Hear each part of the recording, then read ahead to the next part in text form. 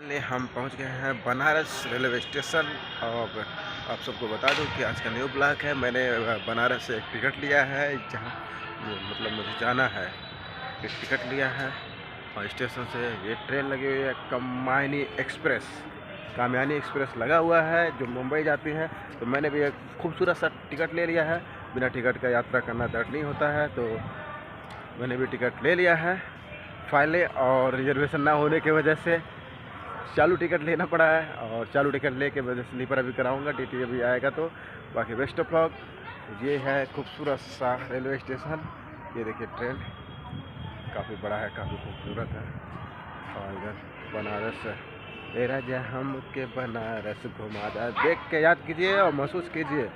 शायद बनारस, काशी, इलाहाबाद